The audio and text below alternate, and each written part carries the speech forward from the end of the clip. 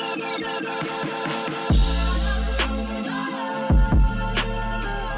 told you when red means go, that we ain't stopping for no red light. We gonna take what's YouTube, what's happening? It's your guy Hitch. I hope you're all well. More than a year ago, I swore to myself I was done with Jordan 1s. I have enough pairs. They're releasing a lot of pairs. They're also getting ready to raise the prices on them this holiday season.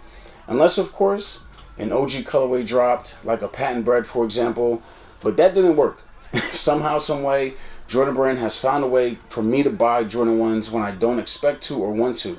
For example, last year, Amamanir came out of nowhere with that smoker. The Airness colorway, had to get those. Then earlier this year, they had the Brotherhoods, and I ended up buying 2 pair because root to the bros. And that was the first shoe I've ever doubled up on. And now I'm still trying to stay away from Jordan 1s, and what happens? They're getting ready to start rolling out an OG color blocking that has never released before. Well, they released once. Last year, the high top version of the Travis Scott and Fragment colorway had that OG color blocking that I'm referring to. And I think most people didn't realize it and pay much attention to it because of the backward swoosh and, of course, the hype. But it had this OG color blocking that has never come out. And the question is this color blocking trash? Is it slept on?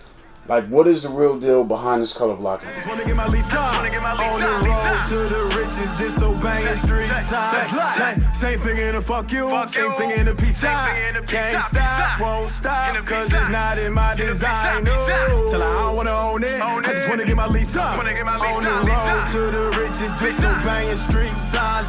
Jeff Curry with the 3-ball, still go hard in the paint. Huddle up on 3, let's do it for a little sec. Just do it, cause they telling me okay. Currently, I believe that people are sleeping on this color blocking, being that I'm a fan of this colorway for now. And we'll see how that goes as time goes on. As far as the materials are concerned, most of the uppers on these ones are finished off in this smooth white leather, which is decent. It's not great, it's not trash. It's essentially the standard Jordan 1 leather quality that we're all used to. It sits on the outside of the toe box, hits most of the lacing eye stays, and again on the lateral and medial mid panels. Now, once the University Red is added into this color blocking, that's what makes it interesting. It's on the toe box, on the lateral and medial swooshes, the bottom of the heel, and at the top of the ankle wings. Now, the leather is bright, but it's also tumbled and pretty exceptional. This leather is actually very similar to the leather that they used on the Jordan 1 highs in that Travis Scott and Fragment collaboration.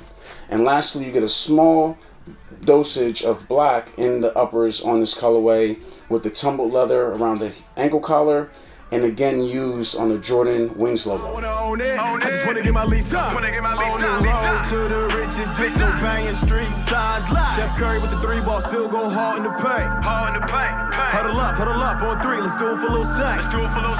The Heritage ones are gonna come with the flat black laces in them, but Jordan Brand held us down and they gave us 2 additional options with white and red.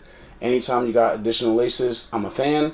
But one thing I have noticed about the laces in the recent Jordan 1 releases is that they're a bit thicker than the norm. And I'm not mad at it, I'm actually happy. They do make it a little bit harder to lace the sneaker, but the laces feel like they're better quality, so that's a thumbs up. Below the laces you have the mesh tongue in white, and I'm a huge fan of the black tag at the top of the tongue with the red Nike Air logo on it. On the inside of the sneaker you have the black lining, and down at the bottom you have your white insole with the red Nike Air logo. That insole is going to be hard to keep clean.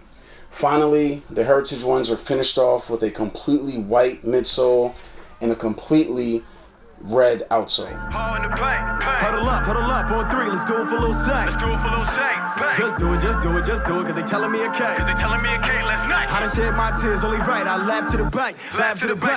Can't stop for a red light.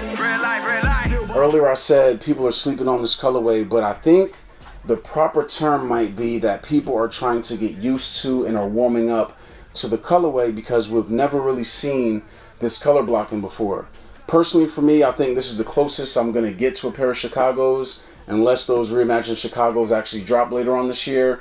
And I think that's also why I do like this sneaker as much as I do, because to me it's like a Chicago alternate. Now, one thing I know for sure is those red laces are probably never going to make it into the lace outlets of these. The white will be my first option, with the second option being black. And they do have the true Jordan 1s fit, so they're true to size. The retail is $170. Jordan 1s will not get that price bump until later on this year during the holiday season. These are also going to be scheduled to release for May 25th.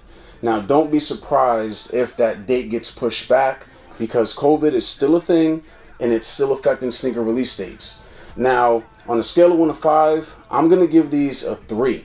I wanted to give them a 3.5, but just like I said, people are warming up and trying to get used to the colorway, so am I. So we'll see how this sneaker ages over time. Now, if you are a fan of this color blocking, there's another one coming. It's called the Stealth colorway. It's white and gray.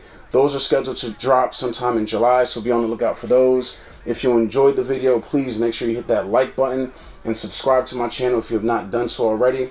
I'm out. All black with the trench coat, blade that. Take straight for a reach with say that. We struggle, they eat this payback. Same thing in the fuck you, same thing in the peace.